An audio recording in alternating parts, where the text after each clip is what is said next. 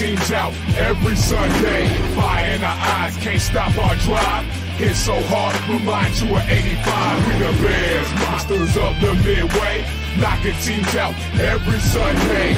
Fire in our eyes, can't stop our drive. Hit so hard, remind you of 85. Take a look at Chicago, you can smell it in the air. There's a hungry team called the Soldier Field going nuts, jumping out their chair. Teams rather be anywhere but here. We don't care if it's below zero. Let it dump before the snow, we still gon' break holes. If we win the point fit, we choosing to kick. Cause we got a defense that love to hit. Polarize the link with our smash mouth beats. Slicing up teams like Mike Singletary. Forever repping the seat, making Papa Bear proud. Giving Chicago something to shout about. We the Bears, monsters of the And welcome to another episode of the Panda Grizzly Show. I'm Brian the Grizzly here with Tank Kramer, and there's a panda sighting over there. If you really check him out, you can see him. Hey guys, I'm actually here before the show. I don't even know how that happened. I like this might be something special. I don't know, guys. This might be a special episode. We got a lot of things going on with our Bears. We got a lot of news breaking. All of a sudden, it's so much fun. It's a lot of news. It's a lot of noise. So the question is, what does it all mean? And we will break it down for you today, talking about what all this news means. So how you guys doing? Excited? Really good. Yeah, excited. Yeah, really- Change, good change, maybe. Maybe good change, yes. I know they're already bashing the offensive coordinator before he even puts on a Bears hat. Yeah, it's Well, Heard that, That's yeah, it's like apparently he's like a second coming of Lou Getzi. No, I don't know. That doesn't make any sense. So let's actually talk about that. What's up, then, boys? Hey, what's going on, man? Going on? Hey, how you doing, man? Still mad at you for beating me in the finals, bro. Still mad. No, I'm glad you're gonna get your jersey, even though you earned it before me. That sucks so much. Oh, that's right. Yeah, congrats on the jersey. That's so awesome, man. Can't believe you did it for your team. I can't get it for my Dynasty Pylon team. Crazy, guys. Crazy. No, but what's up, there, boys? That's so cool. So I want to break down who Shane Waldron really is. Mm-hmm. So Shane Waldron has worked for a lot of different coaches. He's been a quarterback coach. He's been a tight end coach. He's been an offensive coordinator. He's worked with Sean McVay. He's worked with Pete Carroll. Obviously, he's been around the league. He's been around a lot of brilliant offensive minds. He's worked with Bill Belichick. The dude has been everywhere. And here's the key. So he actually has called plays for the last few years. He has run the offense in Seattle. When you with Pete Carroll, you have to run your offense. Offensive coordinator has to actually run the offense. So this guy has called plays before. It's not Luke Getzi, who's never called plays. So we have that going positively for that. And then as he's run the offense, he's been the CEO of an offense. He's seen this, and he's fixed quarterbacks before. He's had many different type of quarterbacks. So young quarterbacks, with golf and all that stuff. He's also had older quarterbacks. He's fixed Geno because everyone saw what Geno was. Here's the stat for you. Geno, through his first 7 years of his NFL career, used to hold the ball, and the time to sack was 3.2 seconds. Okay. Mm-hmm. Last year it was 2.8 seconds. This year it was 2.6 seconds. So this man has got Geno to take 0.6 of a second off of him holding the ball, off them before getting a sack, which is impressive because Geno Smith is not even a good runner. So he's not like he's an elusive guy. So he has learned how to be, do quick trigger stuff along with still tell them to throw the ball down the field, because that's what that offense was. It was DK down the field. It was Tyler Lockett down the field. JSN down the field. So they were able to stretch the offense, especially in the 2 years before. Last year was a little bit of a hit and miss because I think they were only ranked 14th in all offense. But the 2 years before then, they were top 10 offenses, and he was able to do that, which I had to commend him, especially when they had a terrible offensive line. So I'm not saying he's definitely not the same as Luke Getzi. He's definitely worked with quarterbacks that had problems with holding on to the ball too long. he has worked with different offenses. And here's another thing for Justin Fields in his favor. He's actually this is still kind of the whole McVay system. So Luke Getsy, all of them, they all run that same type of system. So it's not like Justin will be coming in, have to learn new verbiage. He doesn't have to learn new route tree combinations, any of that stuff. So no matter if you do go with Caleb, which I don't want them to do, or stay with Justin Fields, you still can do that with him because he wouldn't be learning a whole new offense. So whatever Ryan Poles did, well, he keeps everything to the vest, but he's also allowing for a lot of mistakes to happen, and just feels to be able to learn those things without having to start from square one. Yeah, he's a patient man. Poles is a patient man. I mean, who could run this whole 2023 Bears team without firing Eberflus in the middle of the season? I mean, a lot of people were calling for him. I mean, no one's ever done it before in the history of the Chicago Bears franchise. Fine. There's always that one guy that, like, you know what? I'm not going to wait. We got to change now. Poles is an extremely patient man. And look, towards the end of the season, it started paying off. Everything started clicking better. Everything started to work better. So it was more of the gelling effect, more of the working, the defensive side, and then the overall team. So Eberflus does have control of that locker room. He does more or less need to work on his interview skills, post-game skills and interviews and stuff. No, it got better during the end of the season. It got better. Yeah, it really did. It did. What do you think? But if that's what he's got to work on, then I'm fine, cool, whatever. It's like no one ever complained about Marshawn Lynch, and his bad press skills. So I'm just here. That's why I don't get fined. Exactly. But when I heard, I'm like, okay, I'm interested. Like, I was not against it. Like some of these other people were like, oh my God, they didn't do anything in Seattle. I was like, what are you talking about? Even on this channel, maybe not on this show, but on the Dynasty Pylon, was it 2-3 years ago when they first made Geno the starter in Seattle? We were saying that they're going to be like one in blah, blah, blah. They're going to win 1 or 2 games. That's it. And they won a good amount. And then after that, they won a decent amount. This past season was kind of rough for them. They still won a lot of games. They still won a lot of games. So I was like, if he's able to take somebody like Geno and make Geno relevant when everybody back then was just like, oh, that's it, Seattle's done. They're it's over. And they weren't.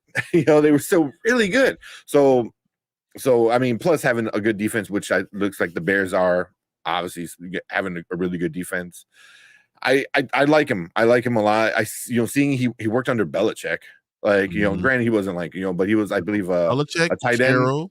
But he was a tight end coach. Like, dude, you were a coach for Gronk, back in 2004 or 5 or something like that. Wasn't he Olsen's coach at one point? Greg Olsen? Wasn't he Greg Olsen's coach for one point?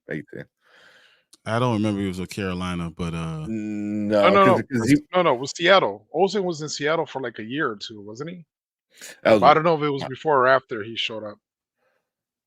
I don't believe. I think he was with. I was thinking he was with the Rams, so I don't think he ever actually coached Greg Olsen. Yeah, but he started.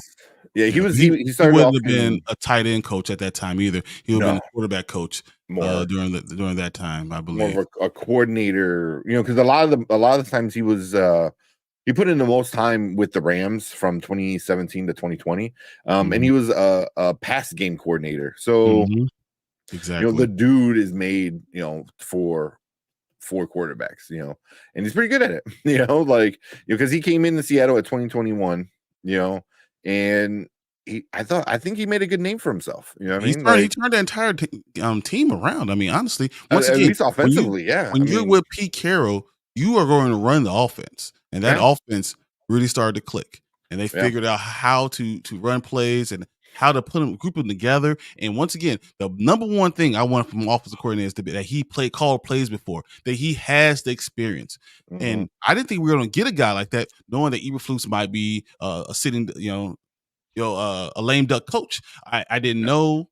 I wouldn't be surprised if Poles told him that we're going to get Eberflus an extension. I would not be surprised. Man. Yeah. I mean, the initial reaction is like, oh, why? That sounds disgusting. But I mean, what he did with the defense is pretty damn good. You know what I mean? Like, it's really good. No, that's after getting your guy. That's you had to get a guy that was going to work. Yeah.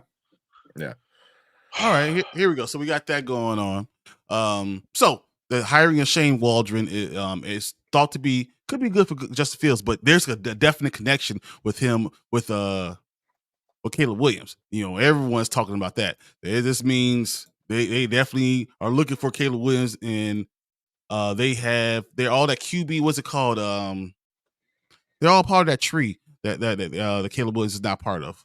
You guys ever hear about that? Part of the tree? Yeah, so it's called the QB Collective. The QB Collective is pro style invitational quarterback camp. Mm-hmm. That is Caleb Williams is part of it, and he is actually a coach that's been doing it, and he's coaching the same type of thing. So there's a definite connection between them, and everyone is running with it. He's part of the QB Collective. That means they are going to get Caleb Williams. This makes perfect sense. And in the picture that they use for the QB Collective, do you not know? Have you seen some of the pictures? Guess who's there? Who's in that picture? Justin Fields. Justin Fields. People don't even use their eyes. Justin Fields is also part of the QB Collective. It doesn't hurt anyone. It doesn't mean anything for either side. It the fans keeps all their options open. The fans want a new toy. That's all they want. They just want a brand new toy. Mm-hmm.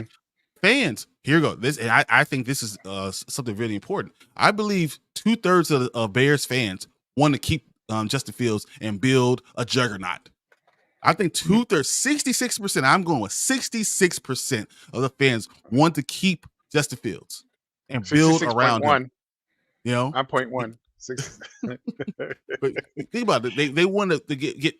Can you have 2 first-round picks for the next 3 years by trading down this number 1 pick and picking up a second-round pick and grabbing you the center from Seattle? From where am I looking for? Oregon, from Oregon, the Oregon center. Oh yeah. So Powers. So if you grab those things, that type of idea, fix your offensive line, got all these picks, build a juggernaut, have all the talent in the world. That's what most fans want. I think there's a small portion of fans that don't want Justin Fields, but I do believe most of analysts and most of the radio hosts want a new QB, and that's why they're pushing the narrative. They're pushing the narrative. So as I told Tank, I said to guys, we listen to the radio, everyone's saying, we got to go get another quarterback. This is a no-brainer. We have to do it. When you're not thinking about, when you're only looking at football, not thinking about what you're leading men, what it means to be a leader in that locker room, for people to follow you, what it actually means, then you're thinking Justin Fields, got to trade him. When you're thinking about that and you see what Caleb Williams' his team is saying about him, a lot of the times you're saying, okay, maybe this rookie is not what's best for this team. He could be good, but you know what the 3 words that are always firing GMs? He can be. Oh, he can be. He can be fires a lot of GMs instead of what you already have. And how can you make it better? Just like coaches that want this specific guy. I want him to be this type of guy. Instead, taking what you got and making that guy better. Because you are a teacher, you are a coach. That's what you're supposed to be doing. Mm-hmm. So you mentioned picks, and better half of the day when I was at work, I was looking at mock drafts. Milk Hyper's draft came out, and I don't give a crap. 1.0. That crap. It's 1.0. Yeah. So whatever. But he got Caleb going at first, and I think we get a defensive end at 9. And then I started looking on my phone, and I found something interesting. It was a 3-way trade with Cincinnati. You guys heard about this? Yeah. Like a mock trade. Yeah. So you know about it, Kramer? I've read the 3-way trade thingy. It's all like it's our perspective. Oh, you can't lose, whatever. And then there was one guy that I saw, I can't remember where. He mentioned if the Bears pick up Caleb on number 1 and able to trade Justin to Atlanta for number 9. I'm sorry, Yeah, for that number won't 8. happen. Yeah, That won't happen. But if you send Justin with number 8, next year's second or third or fourth, you have to trade with the next one, and you have to trade back up. nice little bundle. Right. And then from there, we'll have 1, 8, and 9. In that case, even though we just get rid of Justin, at number 9, we could get Romeo. If not, if we get number 8, we get Romeo. Rome Odunze? Odunze. Rome Odunze. Yeah. Yeah. Here's the issue with that. You also understand that Montez Sweat is under contract, right, for 3 more years. What you have with DJ Moore, you only have 2 more years. So you can't just continue to just do that. I want to say shout out to everybody else real quick. Anthony Price says, you think Seattle's drafting a QB? Geno is not the future. Geno is old. Geno is 32 years old. Yeah. I do not believe Seattle's going to draft a first round or second round QB, but I do believe if you can find a diamond in the rough in the 3rd round, like they did with Russell Wilson, they would. That's exactly what I think the type of quarterback they're looking for. So just for you to get that. Yeah. Martin says, "What up, them boys and Anthony?" Anthony asks, "So you trading Justin Fields?" I don't believe so. But I do believe what Fredo was just saying. For the right picks, you have to. I just don't think you're going to get that package, and it makes more sense to have, because this is a crapshoot. So if I told you, hey guys, I'm gonna give you this lotto ticket, right, and you have a 30% chance of this lotto ticket making you a millionaire, or I'm gonna give you 2 chances for the next 3 years, and you will have a 25% for the next 3 years to have that same thing happen. Which one are you taking? I want to take the one with more chances. Yeah, more opportunities. Yeah, of course. It makes more sense. Yeah. I want more stars for that guy. So I mean, I don't see it happening, but it is what it is. Yeah. Yo, peanut butter and waivers. Yo, what's up, man? Up. Bills to Atlanta for 43 and a swap of 8 and 9. No. No, Yes. that's just no. What up? Oh man. I mean, that's wishful thinking, for an Atlanta fan, but so you get Justin Fields and only that one spot? Nah, bro. Yeah. Yeah, exactly. that doesn't mean, if you equate Justin Fields to be in the 2nd and 3rd, which is kind of what it is. If you look at the draft tree and what how that thing equates, it doesn't work. It doesn't work that way. Not from 8 to 9. Yeah. We got a 4th. So we went from 9 to 10. We got a 4th rounder from Eagles. So you're gonna go from 8 to 9, and you're gonna a higher pick and get Justin Fields, which is worth a 2nd and a 3rd. So he says a swap and 43 overall. I still don't think it's enough. Because you don't swap. We swapped and got a 4th rounder for 9-10. A swap. No, I don't think that works. I don't think that's enough for us to move up 1 spot and we get the same guy we could have got anyway. Yeah. No. Exactly. No. It doesn't work that way. Yeah. I mean, there's still silver quarterbacks out there. I mean, I believe they say 5 quarterbacks. I believe we discussed was 5. Mm-hmm. Top 3, of course. Number 1 is Caleb. Number 2 is May or I think Jaden? I think this is very much like last year. Bryce Young. Everyone's like Bryce Young. Everyone's on Bryce Young's nuts, right? Everyone love Bryce Young. Right. He's the one. He's the truth. Exactly. He's everything. And I kept on saying CJ Stroud's the man. This year, everyone's like, Caleb, he's the dude. I can tell he's a can't miss prospect. And I'm like, Jaden Daniels is the dude. Jaden Daniels is the dude. And then if you look in the mock draft, and he's not even 1 and 2. No, he's jumping up. He just jumped over Drake May. Really? Yeah. Yes. Oh, crap. Jaden Daniels is the dude. I don't know what everyone else is looking at. That's the dude. So yeah, so Atlanta also has a 3rd or conditional 2nd if really resigns to Jacksonville. That pick is also available. So honestly, if we do draft, just say we do draft Caleb Williams, I do believe Justin Fields goes to Atlanta, and Atlanta's will keep their options open because they'll either go Justin Fields or they're going to go Russell Wilson. I think that way you don't draft a quarterback. You figure that out, and you still keep your first round pick. You probably lose your second and your third, which is fine, and you just continue to build with that. Especially if Bill Belichick is your damn coach, bro. That's a juggernaut, and that's what I'm talking about building a juggernaut. Because you can get a QB once you have all the weapons built around him. Once you have everything there, you can start building. And then they still hold on to the 8, and they can go ahead and draft Rome Odunze, which is just it's nuts. So why are we trying to help Chicago South? I don't understand. That wouldn't make sense. That's what we do. I'm not trying to help Ryan Pace. That's not me. Yeah, no. Yeah.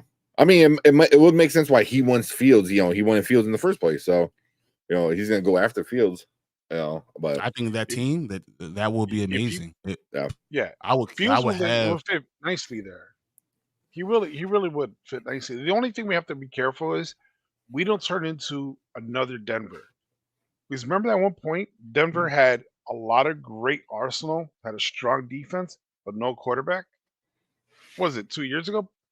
3? I don't think they ever had the talent around offensively what they need to have, but I think all they needed was a QB. No, they didn't have a tight end because that whole trade was I thought was stupid. I thought that was too much. You gave up too much, and you didn't have a complete team around him. I thought he would have been better to go somewhere like Pittsburgh or Atlanta. I mean, that's why I just think that makes more sense. But I hear what you're saying. Yeah, I just don't want to become just like them though. That we have all these great players, and then we just need that one QB spot. I don't now. know. On the other hand, though, with this OC, with Metcalf and Lockett, if we have another receiver on the other end, and JSN too. JSN barely touched the ball. He wasn't as productive because remember now you have to. Did you see the end of the season? Did you see the end of the season? Okay, is the whole season compared to 1 month? No, when you're comparing this to a rookie. So when you have a rookie there, you have to think about that. I'm just saying. It's great to have Lockett, Metcalf, and GSN, but DJ Moore and another receiver. That's all we basically need because think about it, we have a tight end that could work it as well, right? So if this OC did well with those 2 receivers, imagine what he could do with the Bears. All we need really, if we keep Fields, is a receiver. Let me just ask you, how many yards do you think since JSN barely caught any passes, how many yards do you think he had this year? I don't know, 1,000? It's 1,000 yards of receiver. You say, oh man, that would be amazing. I had to look it up. Yes, like I think it was around 650 or something like that. 628. Probably 65. He probably averaged 10 yards, 65 receptions, 650 yards, something like that. But that's good for a rookie being a third receiver in that offense. Yeah, that's very good. Now he was 63 for 628. So okay, you're right there. Right, yeah. All right. You substitute that rookie with the veteran tight end, like Komet. What do you think? Wouldn't have to though. You wouldn't have to because Noah Fant also had like 425 yards. So like literally, you would need 3 receivers and a tight end. That's what it. And with the Justin Fields effect, because you also have to remember Geno was out for multiple games this year. Trust me, because he was my quarterback. Geno only played 15. Maybe 14, maybe got hurt in one. He played 15, but he only really played in 14. So that means there's 3 games that he was out. So that you're out without your starting quarterback for 3 of those games. He still had those numbers. So I'm just saying the year before is when you really look at it and you see your third receiver was really still producing. The 3 receivers in the tight end could definitely produce in his offense. And once again, Geno Smith hold on to the ball a lot. So you can still do this. Who would be the third receiver though? Here? To be maybe Taylor Scott? No, this year we'll have to. Well, that's why we'll have to draft a receiver, and this is a very deep wide receiver draft. So yes, in my world, I get Marvin Harrison Jr. right? In my world, I get Marvin Of Harrison course. Jr., DJ Who's number Moore, 2 and 3? Cole Kmet. It won't matter. Like with DJ Moore and Cole Kmet, I'm good. And now Tyler Scott could go ahead and be whatever, or I could pick up another, third receiver. They're all around. There are a lot of guys that are available. I could go get what's his name from I don't know. I'm blanking. It's Kansas City Chiefs, who they have 3 receivers that are third receivers that are all available. None of them can catch. No, What's could catch? I could go get McCole Hardman. Kelsey. I'll get McCole Hardman to be my third receiver, and I only pay him $4 million. I could re-sign Mooney. There's options because you have so much money available to you, and if you make a lot of these decisions in the draft, you could you keep Mooney, give him $12 million, whatever, keep him. Then now you have 3 receivers and your tight end along with Marvin Harrison Jr. You do what you got to do with that second round because you're trading out of that first one. You get your second round pick. You get your center, which solidifies your line for at least 13 games because eventually what's called will get hurt again. That's what he does. Tevin Jenkins gets hurt every year, but it'll solidify your line for a long time. You get the defensive end at number 9. Like you are building a juggernaut, and then you have 2 picks for 2025 and 2 picks for 2026. It works more sense to trade away that pick and get all. It just makes way more sense. It's like, cool, you're gonna get this guy now. What if he's a bust? You know what I mean? Because what if not a bust, but what if he's the same exact thing as Justin Fields and we waste the next 3 years? Yeah. And without Justin Fields having the leadership, without having the athletic ability, without being 6'3", 230, and being in Chicago where you take hits. Yeah. I mean, you can go and look, man. Speaking of that, who was it? Cam Newton.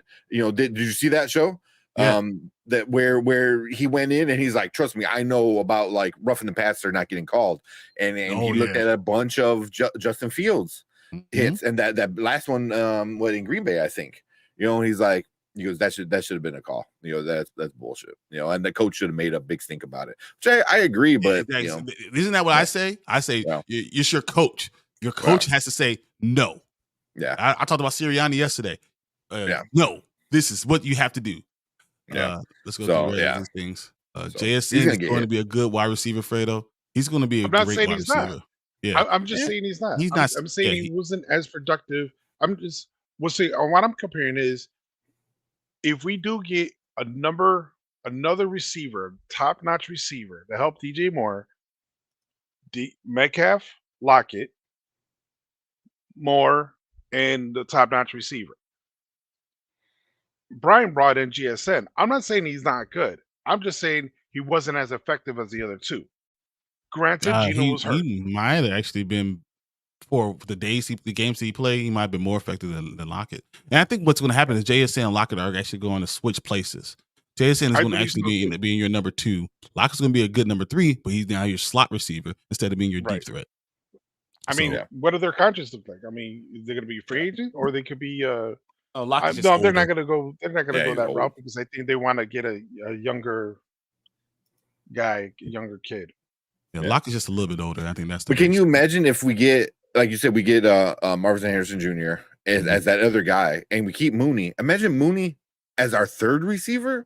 Where he's a solid number 2. Like with the offense that's actually geared towards running the ball and playing, throwing the ball a little bit deeper, but giving him the right routes, telling him who to throw the ball to, opening up the offense to those type of things makes a lot of sense. But I do have. And then all we need is one more piece, which just is a center. Running back. No, we need a center. I'll keep Roshan and Khalil if I can get a center. Yeah. I mean, old man Foreman back there was doing pretty good. He just couldn't catch a cold. No, Derby says, I'll take Justin Fields in a heartbeat, but I have dumb fans that think he's a Mr. Trubisky 2.0. Yeah, they're stupid. So it looks like Atlanta, if you guys get rid of him.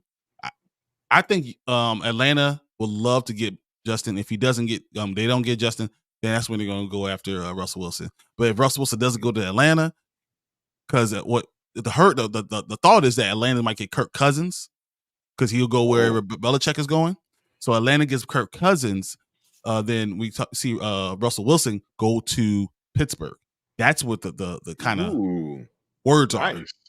That'd be interesting. I don't know what he could do though. I think he'll be great. I don't know personally because he needs he needs a coach. He needs a coach. He needs a strong coach. What did he do best with? Well, Pete Carroll, who's a strong defensive coach. Yeah.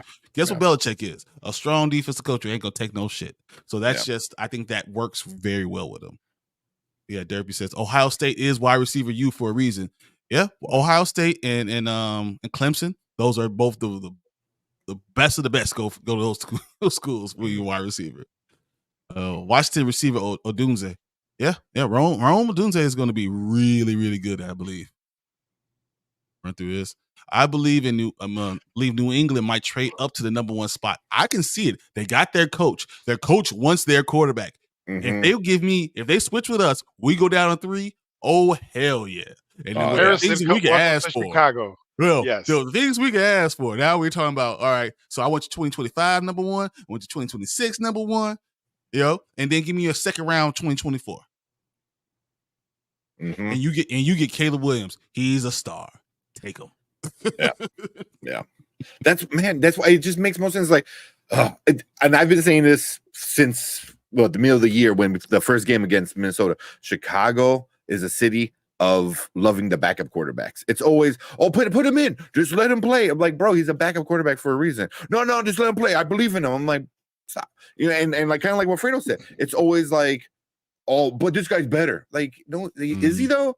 Is he, or is he just new and flashy and not what you're used to seeing? You know what I mean? Right.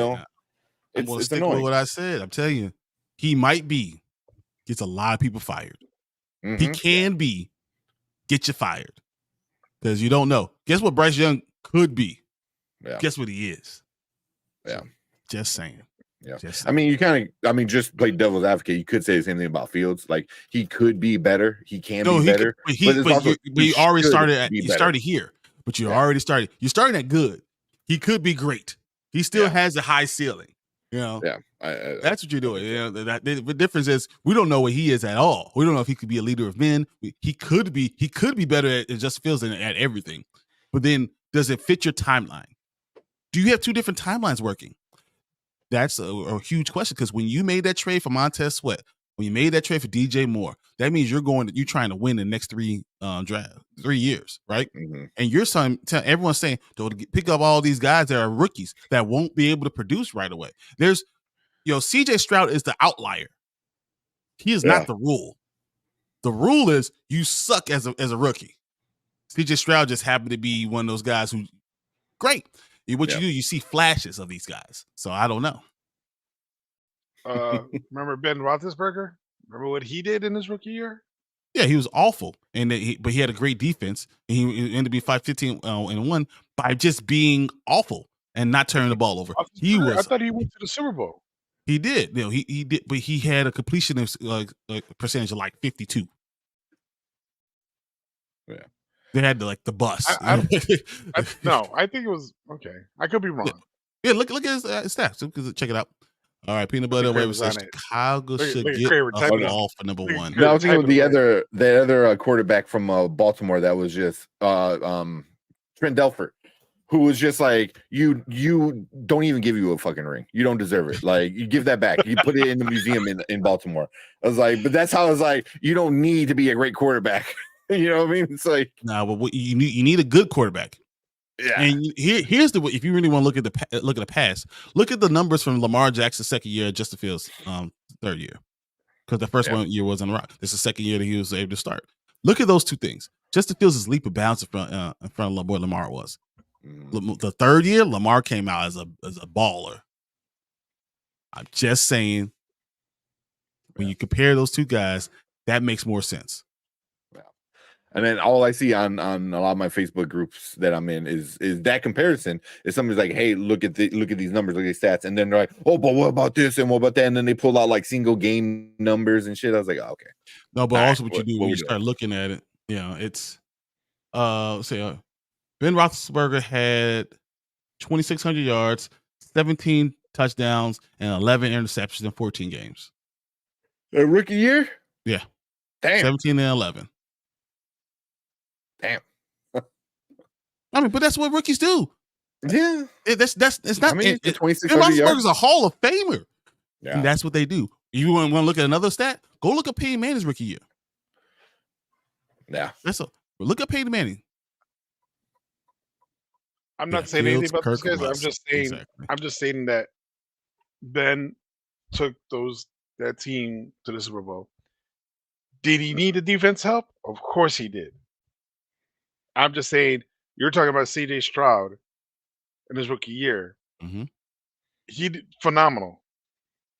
Compared to Ben, okay, I understand C.J. is better in stat-wise, but how far he took him, yeah, but he rode their coattails.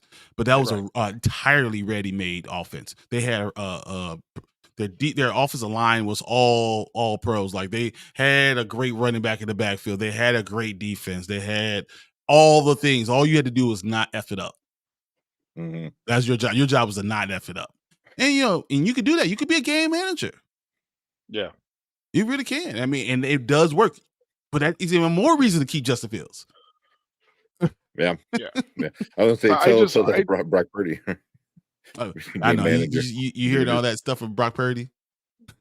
Was that with they're like the look of someone like he's driving a car that's already self-driver and saying he's winning a NASCAR race. Like, the car's already driving. You ain't doing nothing.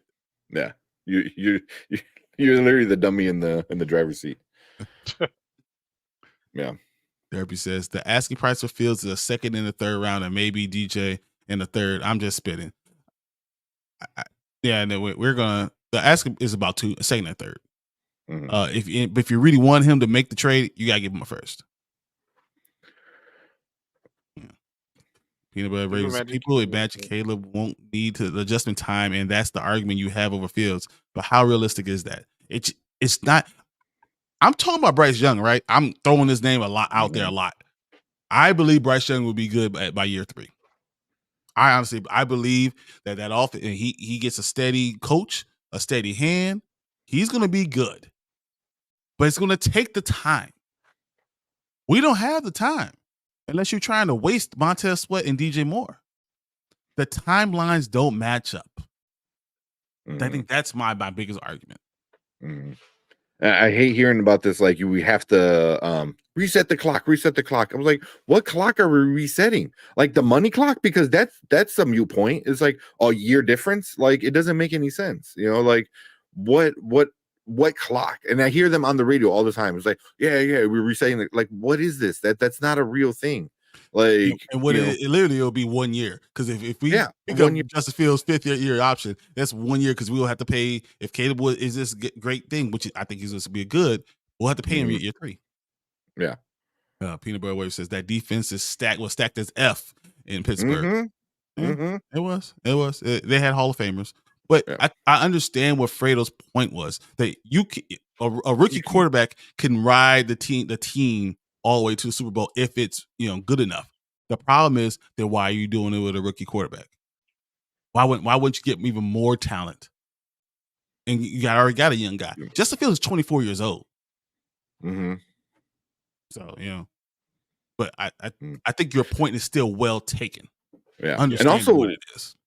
All these like things I see on the internet is like, oh man, we should got CJ. We should got CJ. I was like, he wasn't even drafted number 1.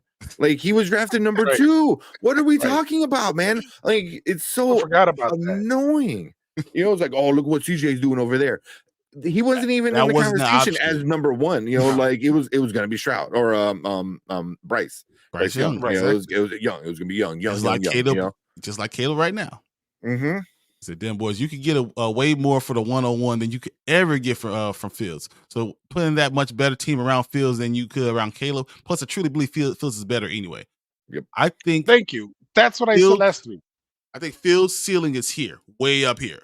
I think Caleb's ceiling is maybe up here.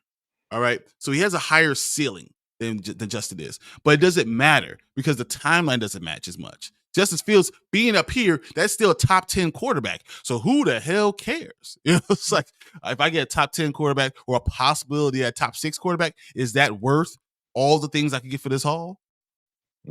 I think not. I think that's also Caleb, like you said, could be up there, but it depends on who he goes with. You know, like I still don't believe in his leadership. You know, just because we saw what the team said about him. What's up, B? You know, so yeah, like what the team was saying about him. You know what I mean? When he didn't play that, was it a bowl game that he didn't play? When they were like, we're not just a one-man band. We're not just a one-man team. Right. And how about this stat? He held the ball so long this past year at USC, and we're talking about Justin Fields holding the ball too long. Mm-hmm. And he holds the record, like for the most fumbles, you know, in his college career with was whatever. It's like 35. It's like 30 something. The most fumbles. Like he holds the record. And, so it was like, and I got nothing. Oh, I was waiting for something good. Oh, Brian, you said in, Kramer said in. Might as well, you know, I don't be the left guy out. Oh man, I was waiting. I was like, but yeah, I'm not big into the Caleb thing, man. I'm not big into the Caleb thing. I wish him well. I hope he goes to a team that could help him be something better. I don't know if the Patriots are it. Maybe maybe Washington if they wanted to go that route too. But I mean, it would either be one of these three teams, right? Either us in Chicago, the Pats, or the Commanders. You know. All right. I just want to throw this out there for everybody. QBs that hold the ball for the longest before passing in the regular season. Who do you think holds the ball the longest? Lamar's got to be up there, right? Lamar is up here. Lamar's got to be up there. He runs a lot. I want to say maybe Mahomes. Mahomes is I can see Josh Allen being up there. Josh Allen's up here. Yeah. Did we get number one yet, or we haven't got number one yet? No, the number one is somebody that you probably want to think about. No, it would be like someone we talked about today though. Roethlisberger? No, because he wasn't play this year. Play this game. Well, either I can see one of the rookies, either Young or Stroud. Stroud was up there, but no, that's not. Yeah. That's not. Yeah. No. I'm trying to think. Yeah, I mean, there's a few. Russell Wilson. How he's number one? He is the number one. Yeah. Wow. But I'm telling you, all the great quarterbacks on that list. He is 7th out of 10, out of the top 10 or whatever. Okay. Fields number 7. Who's? Give me the top 6 then. So right now I have Josh Allen, Jalen Hurts, Lamar Jackson, Pat Mahomes, this person, CJ Stroud, and Dak Prescott, and Justin Fields. How is it like? Here's elite, great quarterbacks, and then Russell Wilson. Because Russell Wilson used to be an elite, great quarterback. We talk about Ben Roethlisberger. Russell Wilson was always ranked one spot ahead of Ben Roethlisberger as an all-time great. So that's where he was. Here's a better argument. Here's a better argument. Why is everybody bitching and complaining about Fields holding the ball so long? Who are the top 4? Who's the top 3?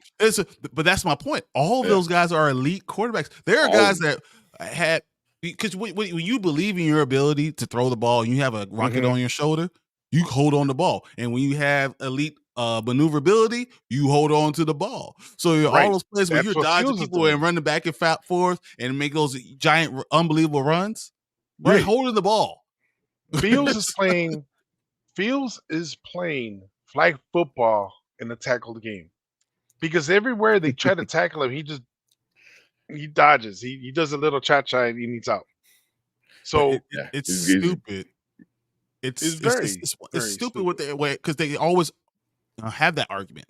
They always have that same type of argument. Yeah, because he holds the ball. That means that the offensive line is doing a good job because he's holding the ball so long before he throws the ball. No, that's not what it means. It seems like someone who doesn't play football correlates that. That's not what that correlation means. Yeah, you know what I mean? Maybe a ball time held to a sack might correlate a little bit better, but it's not the big picture. You're waiting to try to make a play because you believe in your abilities that much. That's why you hold on to the ball. Well, I mean, for Justin, it's a little bit different. Is in less than 2 seconds, he has to run for his life. Which again, he is like, oh, this guy was wide open. Yeah, but where's Justin's vision right now? And throw the ball.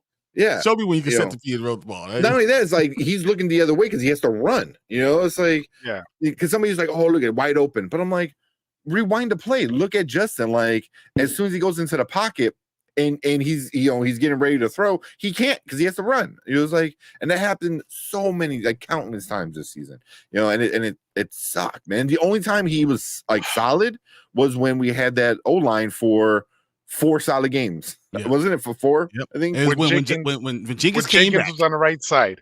Jenkins should be the right guard. He should be the right guard. They should have kept the young people together. Oh my God, it's so stupid.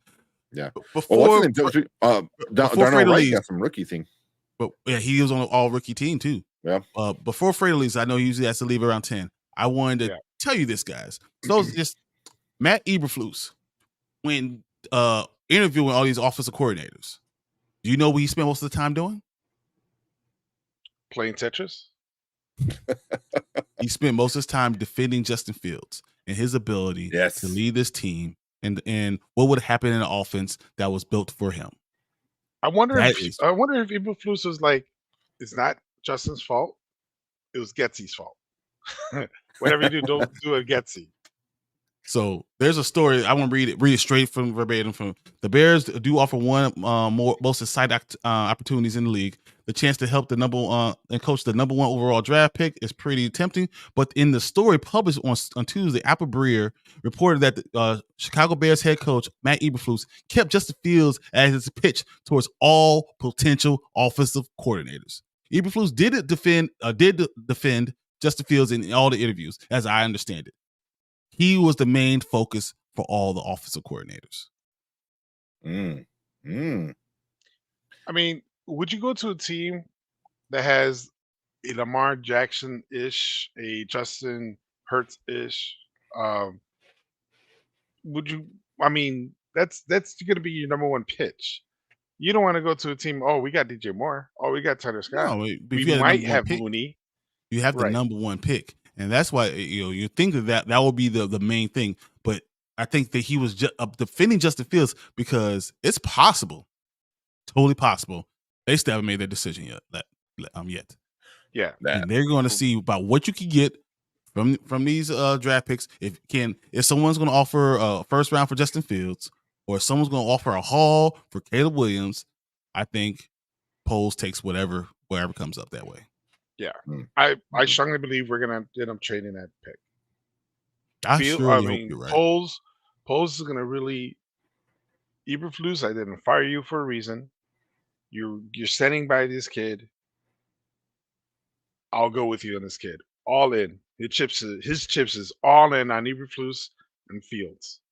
And then when that happens, everything's gonna come around. I'm not gonna say we're gonna go 7-10 because we already did that. I'm not gonna say we're gonna go 10-7. I'm not gonna say we're going to the playoffs. I'm just gonna say this team is gonna become much better if Poles goes that route because he drafts really good. He's very, very good on picking in the middle rounds as well. Look what we got with Stevens. Hey, Darnell Wright worked out well in the first round. Exactly. And he's extremely patient, which is very, very good because all Chicago fans are like, trade him, put in a backup, let's get rid of him, let's pick him up now. But no, feels like, hold on, man, we got to April. Either way, I don't have to April. I have to go to sleep, guys. We appreciate you jumping on. See you next week. Next week I'll be on. I need to see you on Saturday, bro.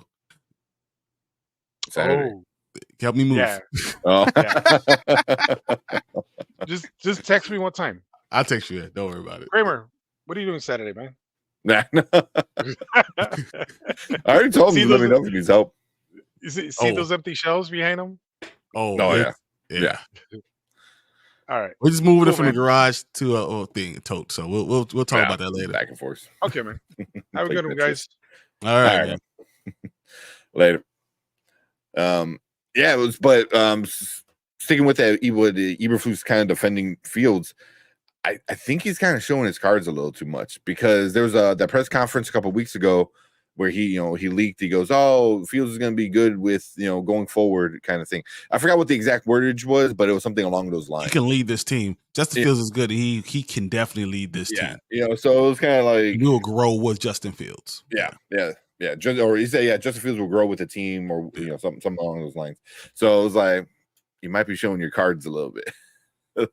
Because right after he said that, I think Poles came in. It's like, oh, but we don't know what we're doing, blah blah blah. So I always wonder, because when there's smoke, there's fire. So I feel like there's still so many opportunities for us still to trade. If Caleb Williams, like, he goes through all this, we got the whole combine is going to be coming in.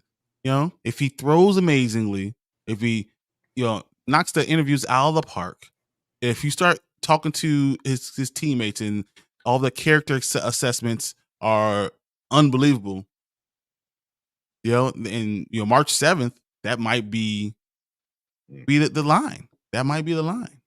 Yeah. I see it. It's just not Barry anymore. No, he better be. He better be. As of right now, he still is. Yeah. As of right now. He still is. And at the end of the show, I'm going to address what you said about this comment, man. Yeah.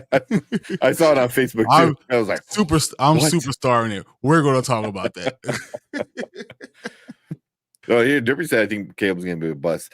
Like you said, I don't know if he's going to be a bust, but at what point are your expectations so high for somebody that once they come in, and if they're just good, does that count as a bust? Like, I don't know, like, what some of these like expectations are for people. What if Caleb Williams is Kyler Murray? Yeah. I'm just saying, these are guys that are supposed to be this unbelievable talent, that have the great talent and will have good years. They have good years, but are they worth not getting the haul of the picks that we could get right now? I don't see it. Yeah. The haul. I forgot who said it in chat, but the haul is worth more. See, I can't get this mid-team to the college football playoffs, but take me number one. Yeah, I'm number one. Yeah. No. Yeah, everyone. I mean, I agree with every one of you guys. I think we all see it, because once again, I think even fans, if you go out of Chicago, if you go nationwide, I think all fans say, you look around, you should just build around Justin Fields. I don't understand what people are doing.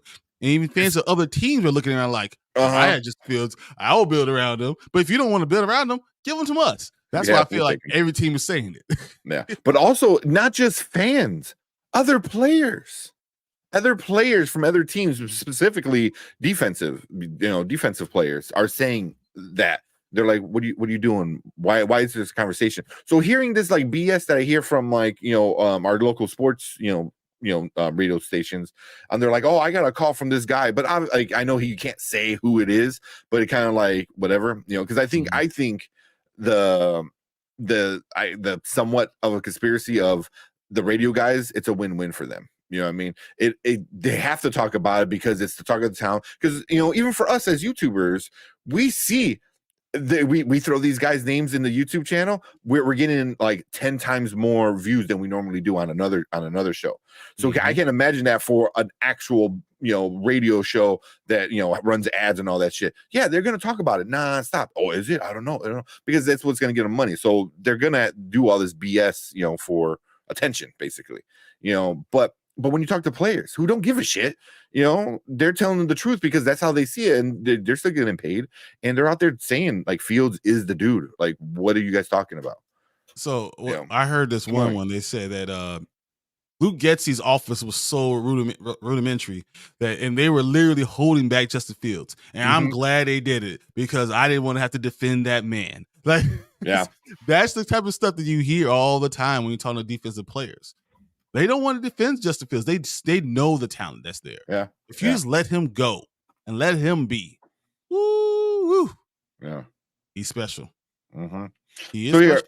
So I know we're getting ready to go, but I got one question that was kind of bugging me. I don't follow college as much as you guys, do, you and Martin and Mark, and even some of you guys in chat. but I feel like this might be true. You tell me what you think. Mm-hmm. A positive stat in college doesn't always directly correlate to like being great in the pros, right? Like you can have these great passing, blah blah blah. But a negative stat in college is this going to be exaggerated in the pros? Like if you hold on to the ball in college, if you fumble a lot in college, like if you make bad decisions in college, that's going to be exaggerated and double and worse in the pros. You know what I mean? Like a positive doesn't always equal a positive in the pros, but a negative is going to be a doubly worse, you know, because now you're going with people who know how to take advantage of those bad things that you already show you can do, you know. Well, I feel like the college game and the professional game are two different things. Like you're throwing to someone who might not be a football player. You know, you're going to get someone who might not be a football player. So like someone who doesn't take a lot of chances, someone who throws interceptions because it bounced off the receiver hands. Like Pat Mahomes is a perfect example. You know, when he's Texas Tech, I mean, he was throwing a lot of balls out there. He'll get intercepted, but in the pros until this year, all the receivers are able to catch the ball. You know, so it's a different game. It's a different thing. Fumbles can be coached out. It really can. But you have to have the time. And I think that's my issue. We don't have the time. And I think it's unfair to Caleb to expect him to be able to do what CJ Stroud is doing, to expect him to be able to step into this role, to lead this team. It's going to be, I mean, it's so much to put on that young man. So rare. Yeah. Like you said, you so can rare. ruin him. He could be good and we ruin him. And which we're good at. We're really good at doing that in Chicago. We've only done it every single time. So I'm just, you know, I don't want to sit here and just hate on Caleb Williams. I don't want him for my team, but do I think he'll be good on a different team? And a team that allows him to grow? I do. I do. And then I put a poll up because I was kind of curious. And I think I might put this poll up until we figure out what's going on. We had 8 votes. And I asked, what would you do? Keep Justin and draft Caleb. It was 50-50, dude. Of course it's 50-50. Of course it's 50-50. Oh, man. Yeah, it's 50-50. And the whole time I'm watching it, it's like one goes up and then goes back. It was like, I'm like, oh, get out of here. That's hilarious. So, but yeah, 8 votes, which is, you know, for us, it's a decent amount, but 50-50, which is. That's what we're hearing, you know? And you know what? I understand both sides. I really do. I really could see where everyone's coming from. But also understand that for me, I want a chance every year to have 2 picks in the first round. I think Justin Fields is the guy that you need to build around. But I have to, at the end of the day, this is my last thing for me. That you say your last thing, but at the end of the day, I have to say, I'm just going to trust Ryan Poles. As happy or not happy, whatever it is, I'm going to trust Ryan Poles with his decision. I might not be happy about it, but I'm not going to run away from the Chicago Bears because I feel like Ryan Poles has made some good decisions, some bad decisions, and I'm okay with it. I'm okay with what he's done so far. So I'm just going to roll with him in his talent evaluation. And if he says it's Justin, I'll be excited. If he says Caleb, I'll be worried, but a little optimistic. Just say, okay, well, maybe. We'll see. And I will continue to be a Justin Fields fan. You know, so I just have to tape over my Chicago Bears and make it Atlanta Falcons. I put ATL, and it'll be okay. So, and I think if he's with Belichick next year, he'll do wonderful anyway. Yeah, I would hate for him to go be the Super Bowl MVP or the regular season MVP, and then we see that. So, I would hate it though. I mean, part of me would be like, like you see what's going on over there? Like, who was right? Who was right? Yeah, you know, like part of me, I want to be that person, but then it would be like, because if Caleb comes in and sucks, then we're right, but I don't want to be, I don't want to see my losing. team. Yeah, I don't want to lose. I don't want to lose for me to be just right. You know what I mean? So, yeah. They got Martin in here. What's he got? Here's what's happening. The Bears are letting all the rumors float to keep everyone from guessing until they have a better deal or realistically roll with Justin. That's exactly what I hope. And then my mind tells me that's what's happening. Yeah. My mind's telling me yes. But Poles is good. Like you said, like, he did some bad stuff, but he did mostly good stuff. So more good than bad. So I'll roll with whatever Poles decides. At the end, Even of the day. bad stuff. Honestly, I would have made the same decision. Yeah. I would have taken the same chance. Mm-hmm. So I'm with it. I'm with him. So I'm hoping that he makes the decision I want, but this is his job. So I'm going to roll with it. Yep. All right. What are you thinking about, Tank? What's your last thing? I already said it. I had that question. Yeah, I said that question. So. Well, just so you guys know, for the future, we have the defensive coordinator that we're interviewing. We're interviewing multiple people. Chris Harris was one of them. Terrell Smith was one of them. I'm seeing a lot of different names. I'm interested to see what they have, but they have to be willing to run the Eberflus system, because a defensive coordinator in Chicago, though you have the name, Eberflus might still be calling the plays. So we'll have to see. As long as it works with Eberflus, I wouldn't be surprised that we get a young guy. And then as far as the rest of the offensive staff goes, it seems like we're getting a lot of interviews from the guys from Seattle. Yeah. So they're gonna roll them all in. Waldron's bringing his whole team. Hey guys, I got one. This pickup game, you bring all 5 in. They're all coming in running. So that's not surprising. They'll even bring the O-line coach in and make him the run game coordinator. Yeah. So I'm good with that. I think it's smart. I mean, this is what you do. You want to put the people that you want around you. Let's make it smart. Let's make it work. Build what you need to build, and let's see where it goes from here. I can't wait to talk about it. I can't wait to next week when we find the defensive coordinator, and then we can continue this argument about the draft, because we're going to have this going on until I think March. I think early March, either they trade Justin Fields or they trade the pick. But until then, we have no answer. Yeah. I mean, as soon whatever happens, that's going to be like big news, because then the rest of the league can make their decision around this one move, or the trade or actually trade Justin or trade the pick, so Poles has all the cards. Yeah. He controls the draft. Yep. I mean, is it in Indianapolis this year? I believe so. But it's all sitting around us. Yeah. Yeah, what, 5-hour drive? So we can make it. Mark, we coming home. Oh yeah, we should see if we go. All right, guys. That is this episode of the Panda and Grizzly Show.